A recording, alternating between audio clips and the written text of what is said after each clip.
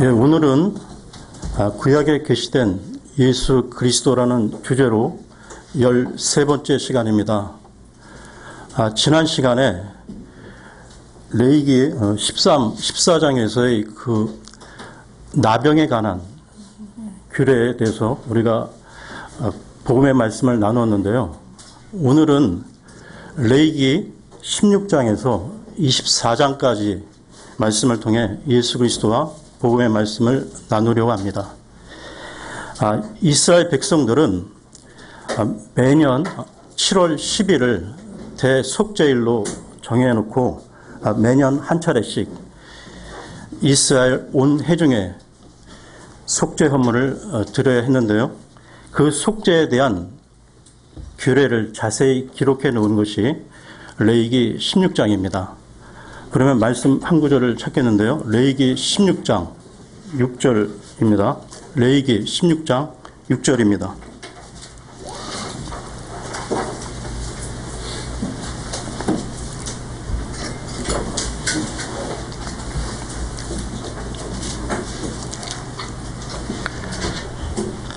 아론은 자기를 위한 제 헌물로 자기 수소를 들여서 자기와 자기 집을 위하여 속죄하고, 아론은 자신을 위해 제 헌물에 수소를 드려야 했는데요. 이것은 아론 자신도 연약함에 쌓여 있는 한 사람이기 때문입니다.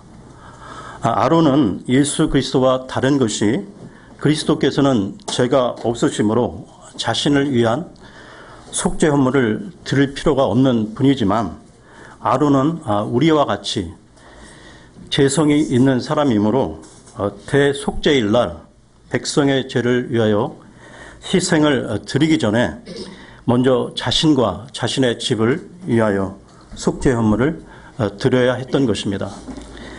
계속해서 다음 말씀을 보겠는데요. 16장 7절에서 10절입니다.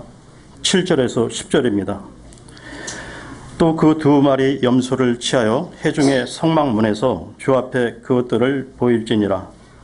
또 아론은 그 두 마리 염소를 두고 제비를 뽑되 한 제비는 주를 위하여 다른 제비는 속죄 염소를 위하여 할 것이며, 아론은 주를 위하여 제비 뽑은 염소를 가져다가 제 헌물로 드리려니와 제비 뽑아 속죄 염소가 된 염소는 산채로 주 앞에 보였다가 그것으로 속죄하기 위하여 그것을 속죄 염소로 광야로 보낼지니라.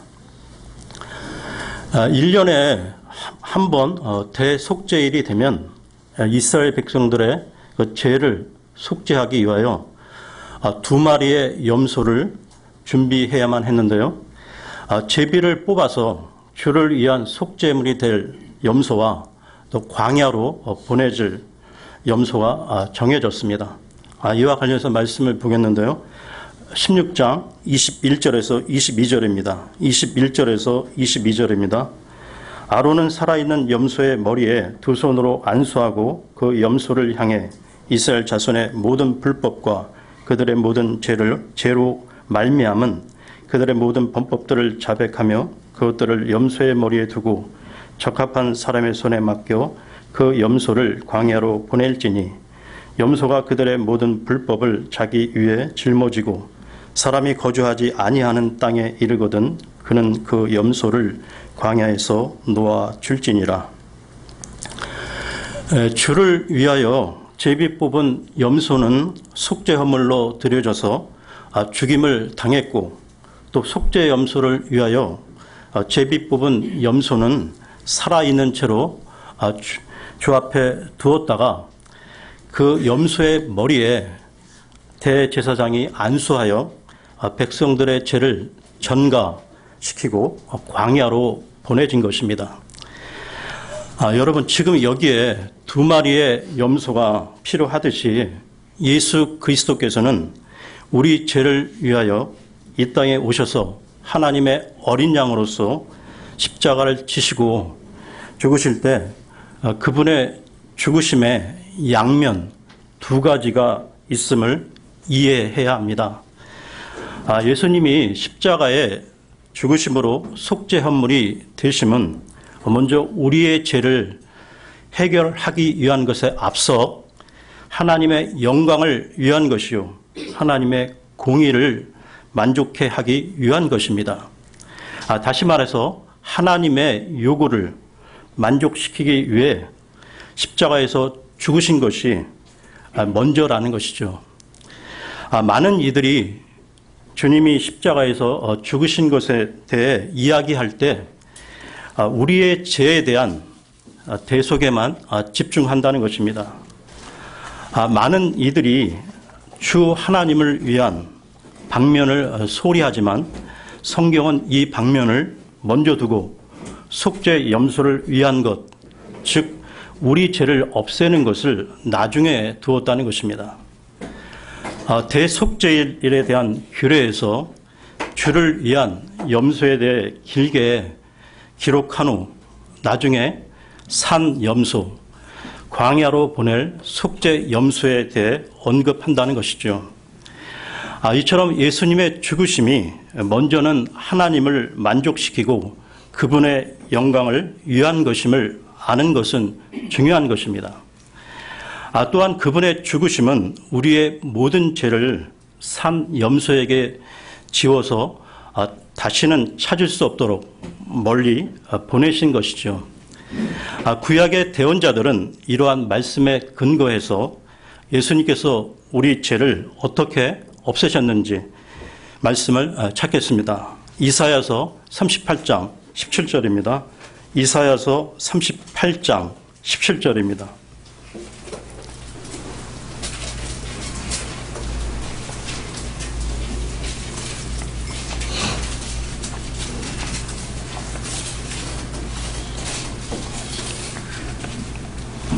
부옵소서 평안을 얻으려고 내가 큰 쓰라림을 받았거니와 주께서 내 혼을 사랑하사 부패의 구덩이에서 건져내셨으니 주께서 내 모든 죄를 주의 등 뒤로 던지셨나이다.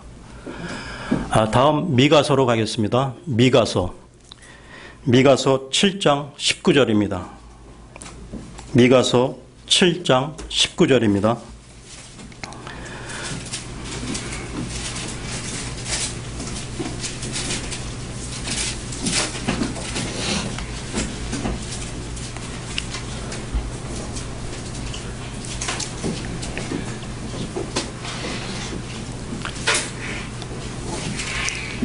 요나서 다음에 미가서입니다.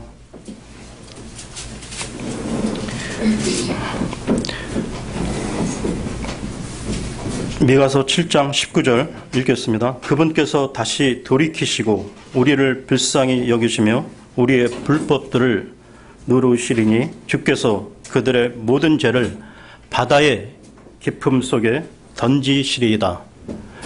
네, 한 구절 더 찾겠습니다. 시편 103편 12절입니다. 103편 12절입니다.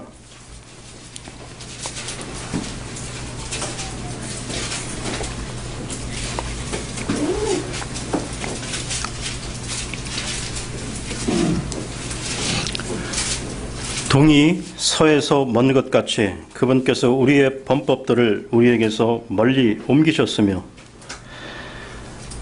이러한 구절들이 말하는 바와 같이 대속죄일 희생은 한 마리 살아있는 염소에게 이스라엘 백성의 죄악을 담당케 해서 무인지경의 광야로 보내버린 것입니다.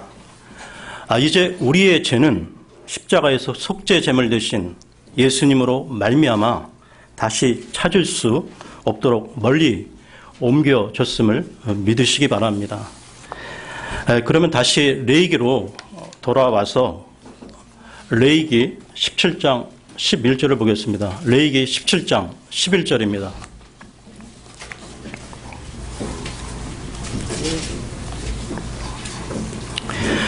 이는 육체의 생명이 피에 있기 때문이니라.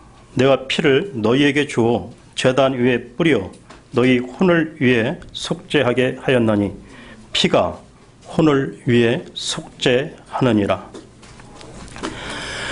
우리가 인생을 살아가다 보면 여러 가지 사건, 사고를 겪기도 하는데요. 특별히 그 교통사고 같은 큰 사고를 겪게 되면 피를 많이 흘리게 되잖아요. 그때 그 수혈, 피를 공급받지 않으면 생명의 위기에 처하게 되는데, 왜냐하면 육체의 생명은 피에 있기 때문입니다. 그리고 출애굽기와 레위기 희생 규례에서는 피의 대속에 대한 그 많은 언급을 보게 되는데요. 이 피에 대한 표현이 많이 나오기에 이 의미를 잘 모를 경우 자칫 그 혐오감 등 이 부정적 감정으로 거부감이 드는 분도 계실 수 있겠는데요. 하나님께서 이 죄의 대속을 위하여 반드시 피를 요구하시는 것은 하나님은 완전하시며 거룩하시기에 하나님의 공의를 충족시키지 않으면 결코 죄를 그냥 넘길 수 없기 때문입니다. 또한 죄는 거룩하신 하나님을 거스르는 반역 행위이므로 죄에 대한 대속을 위해서는 가장 크고 비싼 대가를 치러야만 했던 것입니다. 우리는 이 피로부터 많은 은유를 끄집어낼 수 있는데요. 우리 몸의 피는 우리의 생명을 유지시켜 주듯이 예수 그리스도의 피는 우리에게 영원한 생명을 주십니다. 게다가 우리 몸의 피는 산소를 우리 세포에 전달하며 몸에 필요한 영양분을 주는 것처럼 예수 그리스도의 피는 영적으로 우리에게 영양분을 공급한다는 것입니다. 여기서 피와 관련된 말씀을 찾겠는데요. 요한 1서로 가겠습니다. 요한 1서 1장 7절입니다. 요한 1서 1장 7절입니다.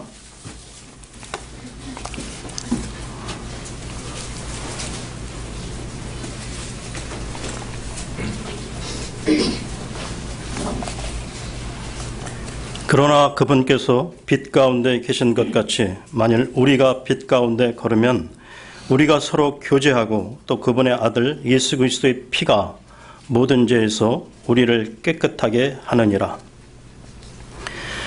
우리 몸의 피가 몸의 세포로부터 나오는 불순물을 옮겨 신장과 간을 통하여 깨끗게 하는 것처럼 예수 그리스도의 피는 우리를 죄로부터 깨끗하게 하는 능력이 있다는 것입니다. 출애굽기, 레위기 등 구약 희생의 피가 어떻게 예수 그리스도의 피로 완성되는지를 가장 선명하게 알려주는 것은 히브리서 9장인데요. 히브리서 9장 13, 14절을 보겠습니다. 히브리서 9장 13, 14절입니다.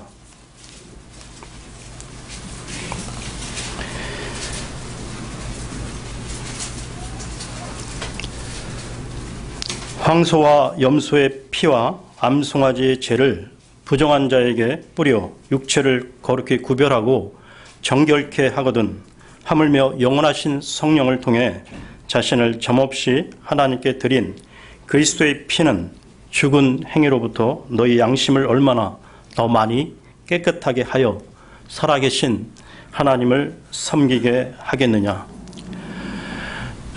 우리는 지금 레위기를 살펴보고 있는데요.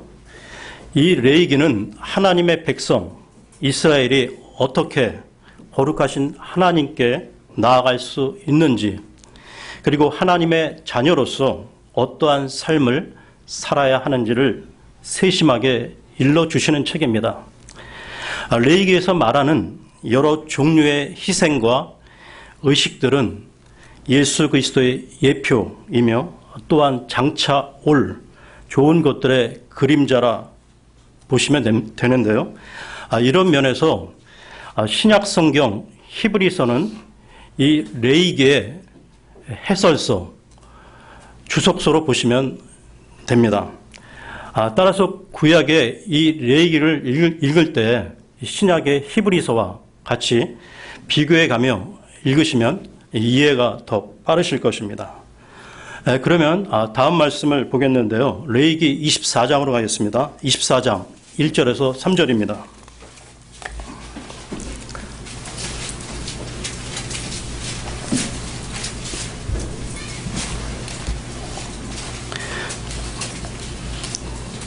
주께서 모세에게 말씀하여 이르시되 이스라엘 자손에게 명령하여 그들이 등불을 위해 올리브를 찌어 만든 순수한 기름을 내게로 가져오게 하고 이로써 계속해서 등잔들이 타게 할 것이며 아론은 회중의 성막 안 곧 증언의 휘장 밖에서 저녁부터 아침까지 주 앞에서 계속해서 그것을 정비할지니 그것은 너희 대대로 영원한 법규가 될지니라. 우리는 지난 출애굽기를 다룰 때 하나님의 그 성막의 바깥 마당 뜰이 있고 성소가 있고 그 성소 안에 지성소가 있음을 보았습니다. 성소 안에는 왼쪽으로 등잔대가 있고 맞은편에 보여주는 빵, 그 빵을 놓는 또 상과 있었으며 또 지성소 그 휘장 바로 앞에 분향 제단이 있다고 했는데요. 지금 이 부분에서 다룰 것은 등잔대입니다. 등잔대 불은 항상 켜져 있어야 했고 이 등잔불을 켜기 위해서는 기름이 필요한데요. 여기에 소요되는 기름은 올리브를 찧어서 만들었습니다. 여기서 올리브를 찢는다는 것은 십자가를 뜻하는데요. 이 말을 우리 삶에 적용하면 우리의 삶 가운데 십자가를 거쳐야 한다는 것입니다. 다시 말해서 우리가 빛을 발하기 위해서는 자기 희생, 자기 파쇄가 있어야 한다는 것이죠. 주님께서도 십자가에서 살이 찢기고 피 흘려 희생하셨기에 온 세상을 밝히는 빛이 되셨던 것입니다. 빛을 비추기 위한 기름은 십자가 아래서 환경의 압력으로 눌려져서 나온 기름이어야 하며 그 기름은 순수해야 하는데요. 순수하고 순결한 기름은 십자가를 통해서 나오는 것입니다.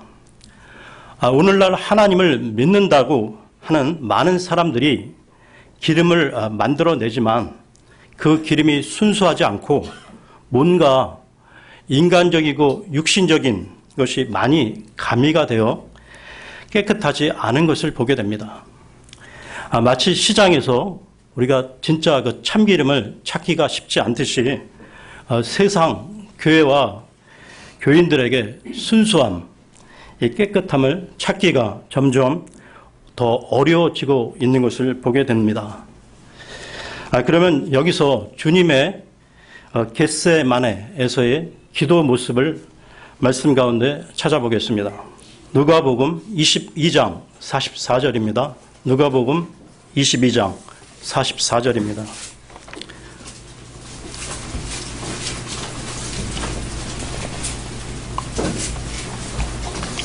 (22장 44절입니다) 그분께서 고뇌에 차서 더욱 간절히 기도하시니 그분의 땀이 큰 핏방울 같이 되어 땅에 떨어지더라.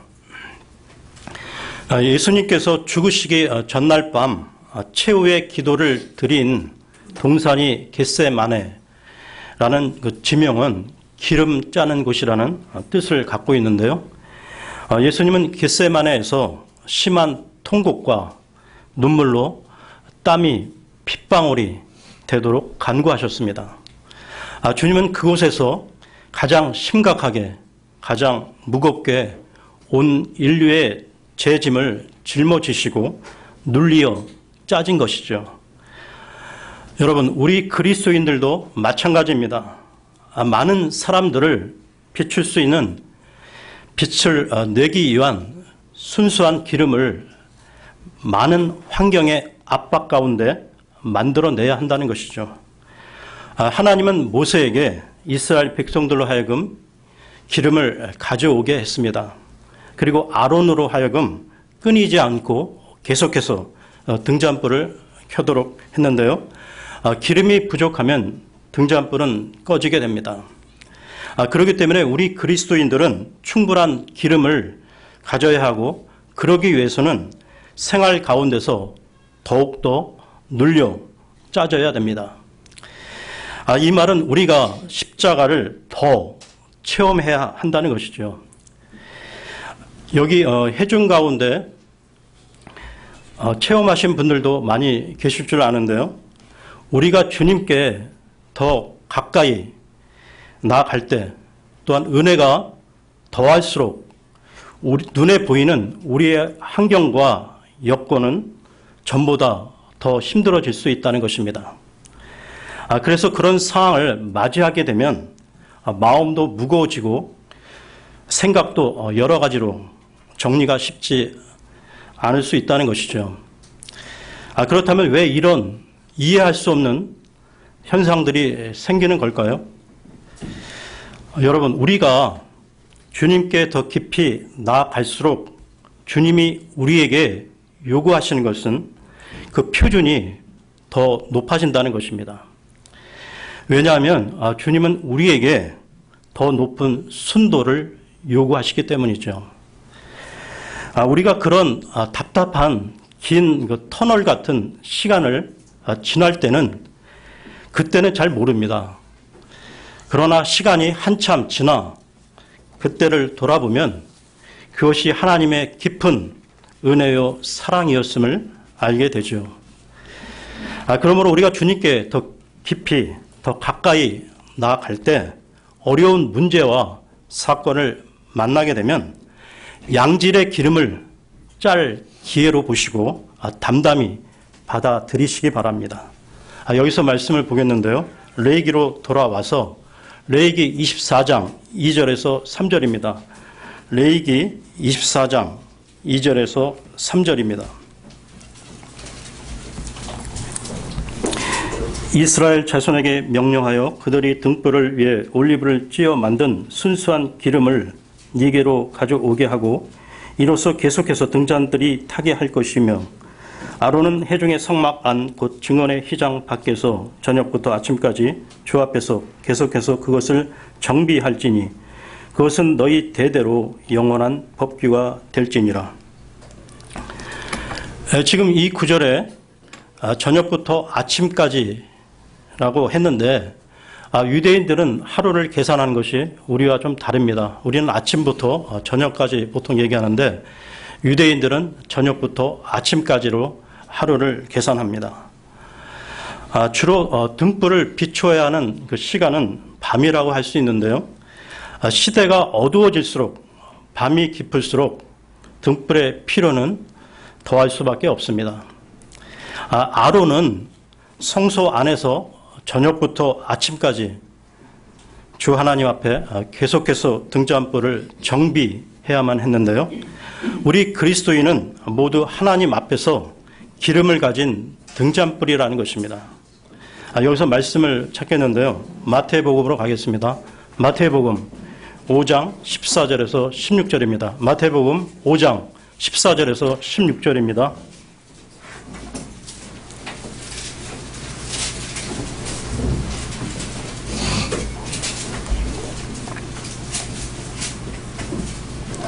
너희는 세상의 빛이니 산 위에 세운 도시가 숨겨지지 못하리라.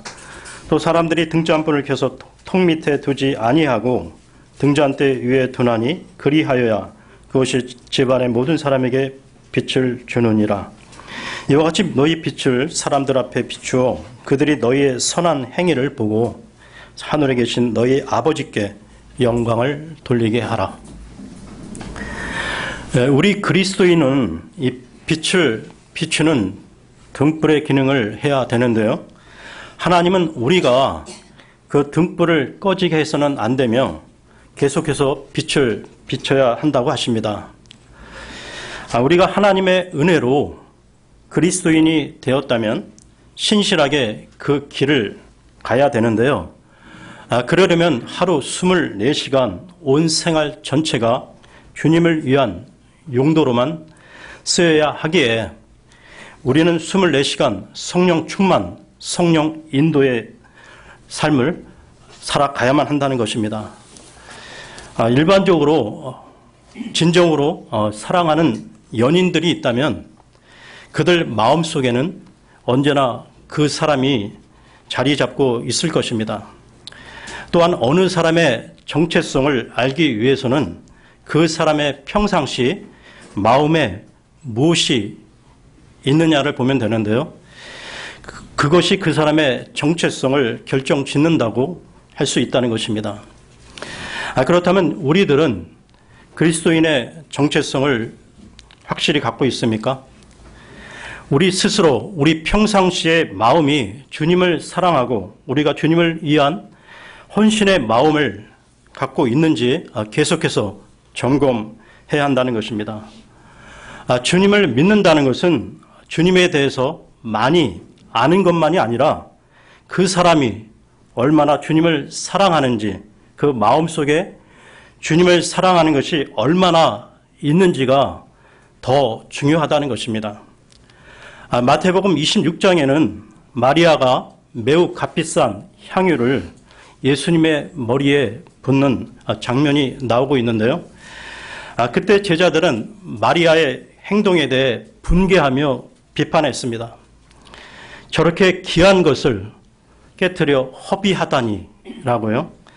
그러나 우리 주님은 그녀를 칭찬하시며 그녀가 내게 선한 일을 하였노라 라고 말씀하셨습니다. 그녀의 마음은 다른 것이 아니라 정말로 주님을 사랑하는 것이었습니다. 한편 제자들은 마리아보다 주님에 대해서 더 많은 것을 알았음에도 그들이 아는 지식으로 그녀의 행동을 비판했죠. 마리아는 많은 것을 알지 못했을지라도 그녀의 마음 전체를 주님께 부었다는 것입니다. 주님에 대해 많이 아는 것이 귀한가, 아니면 그 마음을 주님께 온전히 드리는 것이 귀한가는 물어볼 필요가 없을 것입니다. 주님은 마리아의 행함을 칭찬하시면서 다음과 같이 말씀하셨는데요. 마태복음 26장 13절을 보겠습니다. 마태복음 26장 13절입니다.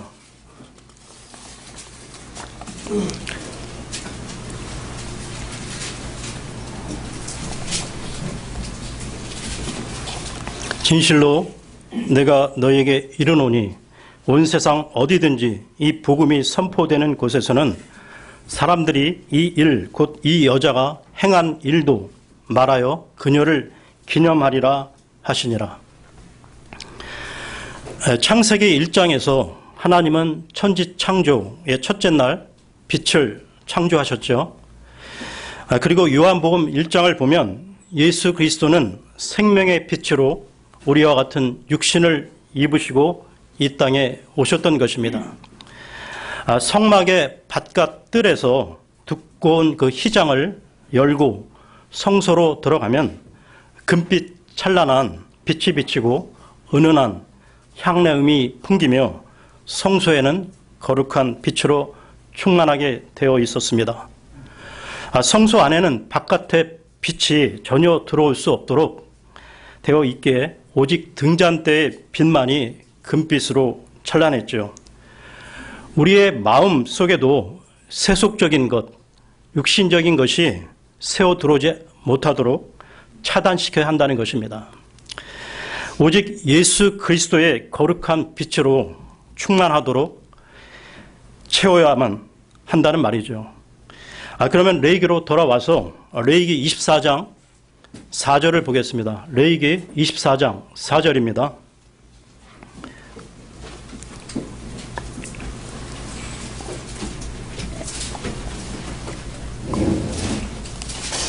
그는 주 앞에서 순수한 등잔대 위에 등잔대를 계속해서 정비할지니라. 등잔대 불을 밝힘에 있어 기름뿐만 아니라 등잔대의 심지도 관리를 해야 했는데요. 제사장은 저녁과 아침에 성소에 들어가 심지를 살피고 다 탄 것은 새 것으로 교환하고 또 거름도 제거해야 했습니다. 제사장의 역할은 이 거룩한 불을 꺼뜨리지 않게 늘 정비를 해야 했는데요. 마찬가지로 우리 또한 경건 생활에 불을 꺼지게 하면 안 된다는 것입니다. 내적으로는 하나님의 말씀을 읽고 기도함으로 지속적으로 성령의 불을 꺼지지 않게 해야 하며, 외적으로는 세상의 빛으로 사람들에게 복음을 전하고 삶의 아름다움, 섬김과 본을 보여야 한다는 것입니다. 네, 오늘은 여기까지 하겠습니다.